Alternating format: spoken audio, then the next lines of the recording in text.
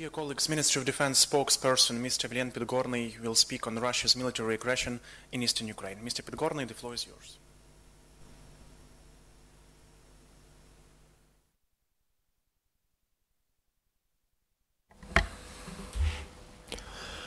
Good afternoon, ladies and gentlemen.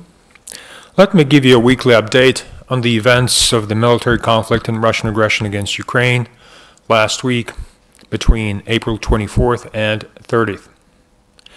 The situation at the front line was characterized by new escalation of hostilities. This was likely triggered by the new replenishment of ammunition through direct supplies from Russia. Enemy actions aimed to strengthen their positions prior to the Victory Day, which is usually celebrated on May 9th. Frequent ceasefire violations on the part of the Russian proxy forces occurred on a daily basis. Compared to the last week's, the intensity of enemy shellings increased by 30%, while the share of heavy weapons used increased by 69%. Just for your information, on the average, the militants fired at Ukrainian positions 147 times a day. Additionally, in the Donetsk and Mariupol sectors, Ukrainian troops recorded during the last week. Overall, the number of ceasefire violations ranged between 21 on April 24th at the lowest point and 70 on April 28th at the highest. Now to the overall situation at the front line over the past week. Luhansk sector. The combat situation in the sector significantly deteriorated as Russia-supported militants resumed artillery fire at the positions of Ukrainian defenders. Stanitsa Luhanska and Popasna areas, as well as Krymske, regularly came under enemy fire of medium intensity. For the first time in weeks, the Russian-backed militants violated the ceasefire in Zolote area. The largest number of violations was observed on April 26th and 28th. On April 26th, invaders opened an hour-long mortar fire at Novoalexandrivka, having discharged more than 30 mortar rounds. On April 28th, pro-Russian proxies used 120mm mortars at Krymske, Novoalexandrivka, and Orikhove. That same day, the enemy fired upon Novozvanivka with 122mm artillery. Last week, the enemy fire activity ranged between 8 and 19 episodes per day. Overall, last week, militants violated ceasefire regime in the Luhansk sector 79 times. Donetsk sector. Enemy forces actively engaged Ukrainian defenders with the broad range of weapons across the entire front line. Occasionally, invaders used infantry fighting vehicles in Svetlodarsk and Donetsk airport areas. On April 27th, pro-Russian proxies initiated a 2-hour complex fire at Avdiivka, having discharged nearly 50 mortar and artillery rounds. The following day, positions of Ukrainian armed forces in Troitske were fired upon with 152mm artillery and mortars. During the incident, Russia-equipped militants discharged 60 rounds. Last week, the daily number of ceasefire violations by the enemy in the sector ranged between 9 and 21. The total number of ceasefire violations throughout the sector by the enemy reached 86 episodes last week. Mariupol sector. The number of ceasefire violations committed by the pro-Russian militants throughout the week was the highest in the war zone, reaching 198 episodes, which is twice as much as 2 other sectors combined. However, the number of fire incidents with heavy weapons was the lowest. Enemy traditionally engaged Ukrainian armed forces in Marinka district and at the southern coastal defense lines.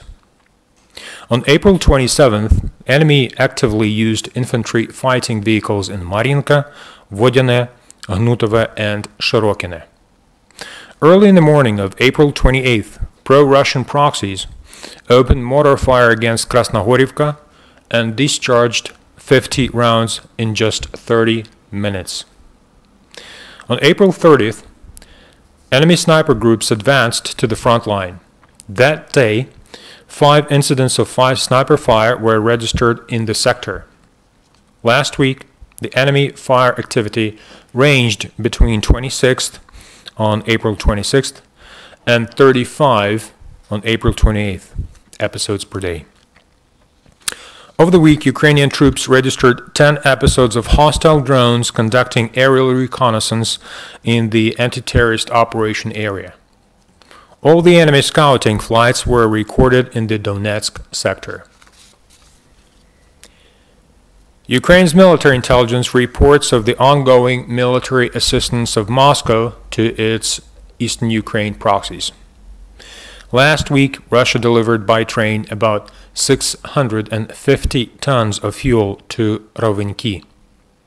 Additionally, Ukrainian military intelligence recorded the arrival of more than 100 members of the so-called Russian Kazaki units to the city of Donetsk. It was established they went to eastern Ukraine directly from Kadamovsky training facility in the Rostov region in Russia. Over there, they had previously undergone heavy military drills.